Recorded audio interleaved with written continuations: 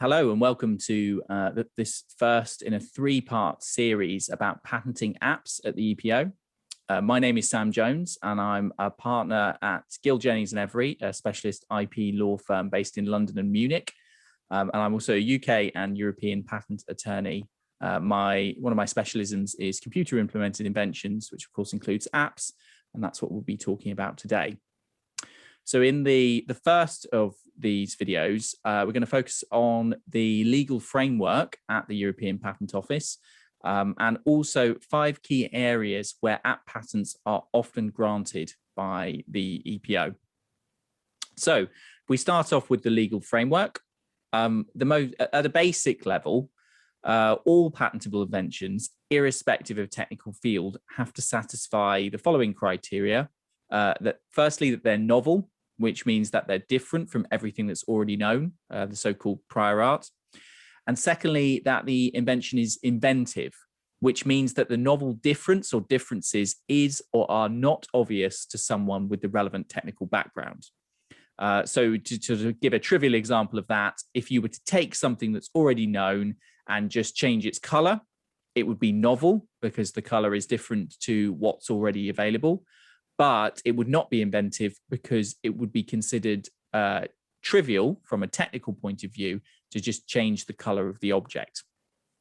So these requirements are in place for any type of invention in any technical field. But when it comes to apps, there are some additional hurdles to overcome. And this is because inventiveness can only be acknowledged based on a solution to a technical problem. And with apps, we find that sometimes that the Patent Office is saying that the app is in fact operating in a non-technical field and therefore is not solving a technical problem. So, of course, the question is then immediately, well, what is a technical problem? And unfortunately, the Patent Office doesn't provide us with a sort of exhaustive definition of this. But what they do provide us with is a set of what are called exceptions to patentability. And these are things that are explicitly stated to be non-inventions, so they cannot be the subject of a European patent. And on this list, we have, among others, computer programs and mathematical methods. And clearly, these are highly relevant for apps. So although we don't have a positive list of technical effects that we can rely upon, what we do have is a list of things that we certainly can't rely upon. And from that, we can get some idea about whether a specific app may or may not be patentable. And it's fair to say that these exceptions do not mean that there are no app patents in Europe, but it does mean that there are some extra hurdles to get app patents compared to other fields of technology. So let's have a look at some of that now. So to get an app patent at the EPO, it is necessary to show that there is what's called a further technical effect that the app brings about to solve a technical problem. So, this is sort of just transferred the ambiguity from what is a technical problem, what is a technical effect? Well, we're now saying, okay, we can forget that. And we just want to see if there's a further technical effect. And that's fine in principle. But of course, the logical next question is, well, what is a further technical effect? And, how do I know it when I see it? And that here, the EPO has been very helpful because they have provided a non-exhaustive list of examples of further technical effects to guide applicants. So in this next part, we're going to have a look at those and identify 5 key groups where further technical effects can be present and where the patentability of an app is more likely than average. So let's have a look. The first group, group 1, is control of a technical system. And the examples that we're given here, controlling a car braking system or controlling an X-ray emission device. So it's worth at this point keeping in mind that the guidance provided by the EPO is not specifically in the context of apps, but in fact is in the context of computer implemented inventions in general. And so you can see that the group 1 here is probably going to be more applicable to say a controller in a car rather than an app per se. both use software, but it's not really, I suspect it's unlikely that your smartphone is going to brake your car, for example, or control an X-ray emission device, perhaps even more unlikely. But I think what's useful to consider with this group is that, a phone or a tablet, that's a technical entity.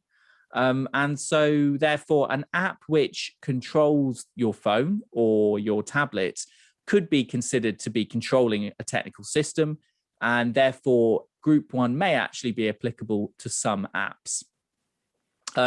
Moving on now to group 2. This is performing technical processing on a digital object.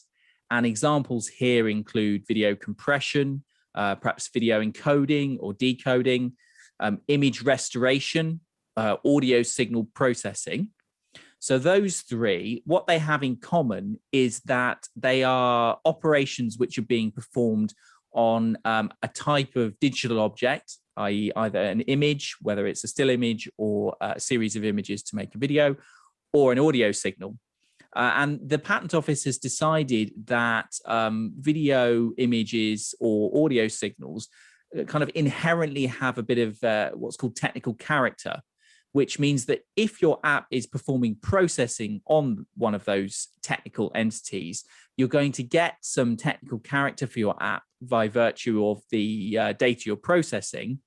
And therefore, your app is going to be able to demonstrate a further technical effect if you can credibly say that your app brings about some sort of improvement or advantage when it's operating on those classes of data.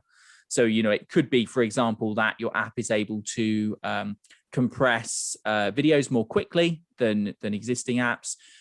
Maybe it is able to restore images to a higher quality. Perhaps it's able to better extract voice from a noisy signal. Things like that.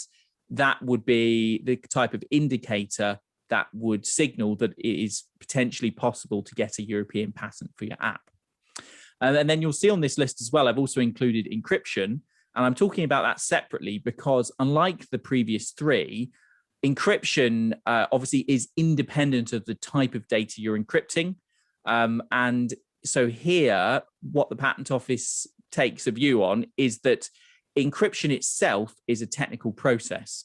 And so if your app is performing some sort of encryption and it's doing it in a novel way, so, perhaps you're using a different encryption algorithm or you're able to encrypt your data more quickly, that could also be the type of thing that could get you a granted patent at the EPO in principle.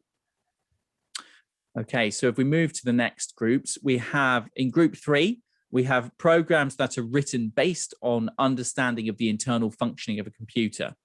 And the examples were given by the Patent Office here.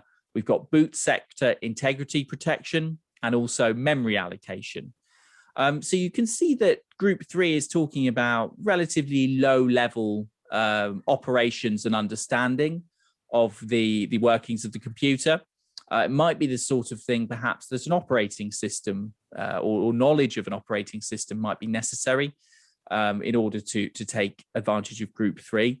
I could conceivably see something like an antivirus app falling into group 3 because you may need to have understanding of how the computer functions in order to be able to detect or scan for viruses. So I think that group 3, while probably not applicable to a wide variety of apps, is nevertheless important to know about because I think a fraction of apps will be able to take advantage of this group.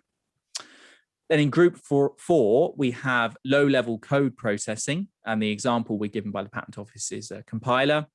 I suspect that in nearly all cases, an app will not be able to take advantage of this group.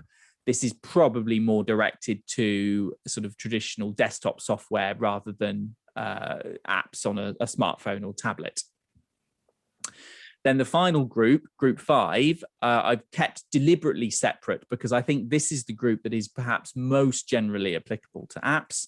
And that is user interfaces, which include a novel user input mechanism. So it could be text entry, it could be user selection of a GUI object, or it could be the submission of a command, perhaps say a voice command. And in each of those cases, if you've got a novel user input mechanism, that provides some sort of improvement or advantage, then that is an indication that you could well be able to get a granted patent from the EPO for that. But there is an important caveat to this, and that is that the improvement that the novel user input mechanism leads to must be objective. Okay, and so what do I mean by that? Well, the improvement has to be present for all realistic usage patterns. The improvement cannot rely on the user making a particular decision, and the user cannot depend on the user's subjective preferences. So I think that is probably best illustrated with an example. So if we think about text entry, and we say that there's a predictive text entry mechanism, which say as you type, a suggested word is provided, and if you want to accept that suggestion, you can press on an area of the screen, and it will complete the word for you based on the word that you've selected. So here we could say, well, the improvement is that the words that are suggested are more likely to be the ones that the user wants. But I think that actually we're going to fall down on all three of the bullet points at the bottom of this slide with this example. So first, on the first bullet point, well, there is a realistic usage pattern where the user just continues typing and completely ignores the predicted word. And in that case, there is no improvement because, the user's just typing as they would have done. So I think that the improvement is not present in this example for all realistic usage patterns. Clearly, I think that the improvement relies on the user making a particular decision, and that specifically is the decision to select the word that's being proposed. If the user doesn't make that decision, then again, you're not going to have the improvement that you're relying upon. It won't manifest.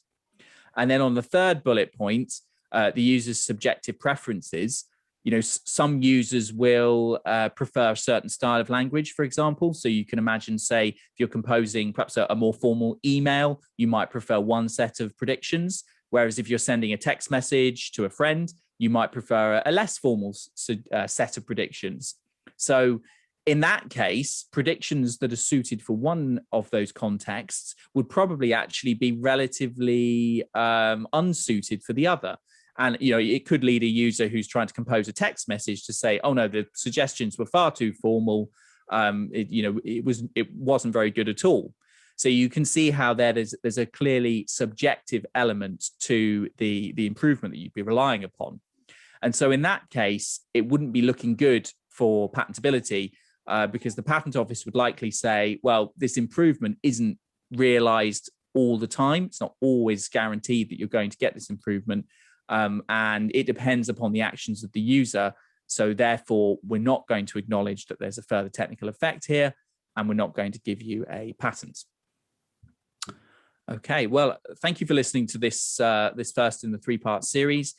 If you'd like some more information about app patents, you can contact us via our website. You can send me an email at my address there on the slide. Connect with me on LinkedIn.